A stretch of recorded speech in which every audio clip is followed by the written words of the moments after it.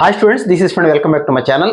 JEE main 2025 first session జనవరిలో జరగబోతున్న dates కూడా వచ్చేసి మీ అందరికీ తెలుసు. జనవరి 22 నుంచి 22, 23, 24 తర్వాత 28, 29 ఈ 5 days బీటెక్ సంబంధించిన ఎగ్జామ్ జరగబోతోంది. అయితే 5 days 10 షిఫ్ట్స్ పాటు జరుగుతాయి.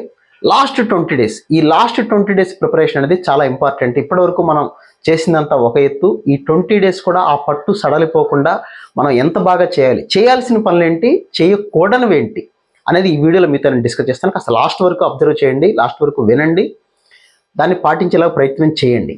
సో మొట్టమొదట చేయకూడనివి ఏంటో మాట్లాడతాం. చేయాల్సిన వాటిలో 2 రకాలు ఉంటాయి.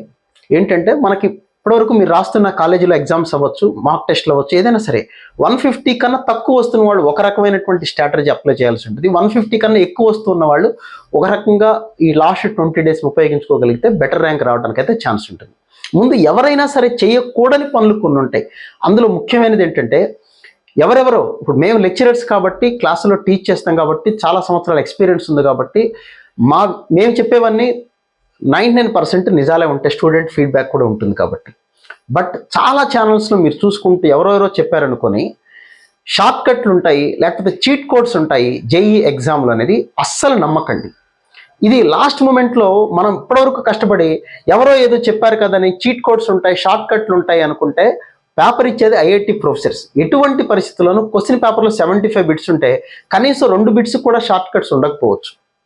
అది పనికి రాకపోవచ్చు. ఒకవేళ పనికి వచ్చినా కూడా ఎగ్జామినేషన్ హాల్లో మనకు వాడాలనే విషయం తెలిసి ఉండకపోవచ్చు, మనం ఎంతగా ప్రిపేర్ అయినా. అలా ఇస్తారు పేపర్స్.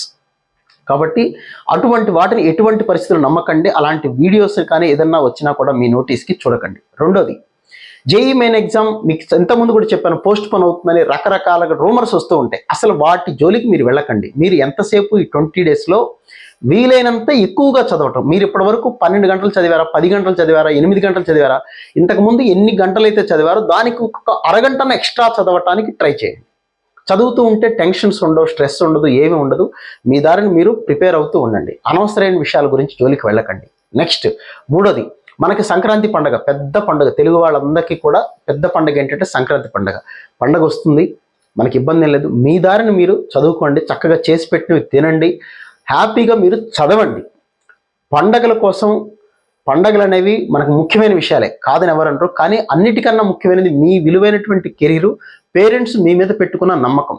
వాళ్ళు కూడా మీకు సపోర్ట్ చేస్తారు, చెయ్యాలి. ఈ వీడియో చూస్తున్న పేరెంట్స్ కూడా పండగ రోజులు ఇలాంటప్పుడు కూడా మీరు దేవుళ్ళకి మొక్కుకోండి. మీ వాడికి రావాలని, మీ అమ్మాయికి రావాలని మొక్కుకోండి. వాళ్ళని అనవసరంగా బయట తిప్పకండి.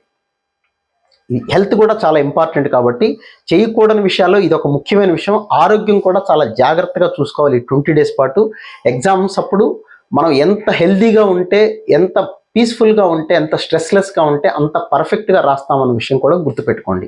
సో ఈ హెల్త్ విషయం కానీ, ఇలాంటి రూమర్స్ విషయంలో కానీ మీరు చాలా జాగ్రత్తగా ఉంటే చాలా బాగుంటుంది అంటే నా సలహా. ఇప్పుడు ఎవరెవరు ఏం చేయాలనే విషయం మనం మాట్లాడదాం. మీకు గనక 150 మార్క్స్ కనుక అబవ్ వస్తూ ఉన్నట్లయితే, అంటే గ్యారంటీగా నాకు ఒక చోట ఎన్ఐటీలో సీట్ వస్తుంది, మా కాలేజీలో పెట్టే ఎగ్జామ్స్లో ఇప్పటివరకు నేను బాగానే ఉంటున్నాను అనుకున్న వాళ్ళు ఎవరైనా సరే, మొట్టమొదట మీరు మాక్ టెస్టులు అనేది ఖచ్చితంగా రాసి తీరాల్సిందే.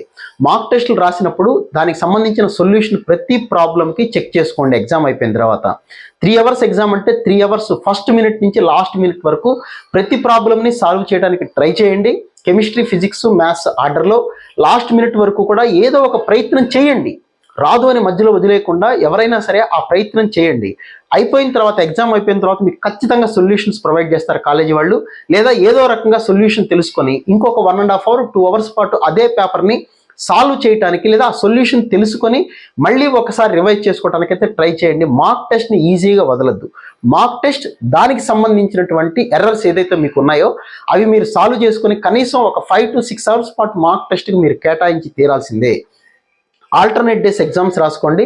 ఎగ్జామ్ ఇంకొక 5 days ముందు ఉందన్నంత వరకు ఆల్టర్నేట్ డేస్ ఎగ్జామ్ రాయటం అనేది మంచిది. అట్లీస్ట్ 2 daysకి ఒక ఎగ్జామ్ రాయటం అనేది మంచిది. ఇది కాస్త మంచి స్కోర్ వస్తున్నటువంటి స్టూడెంట్స్ చేయాల్సిన పని, మొదటి పని. 150 కన్నా తక్కువ వస్తున్న స్టూడెంట్స్ చేయాల్సిన పని ఏంటంటే, మాక్ టెస్ట్లు 3 daysకి ఒకటన్నా రాయండి. తర్వాత మీరు చేయాల్సిన పని సెలెక్టివ్గా టాపిక్స్ ఎంచుకోండి.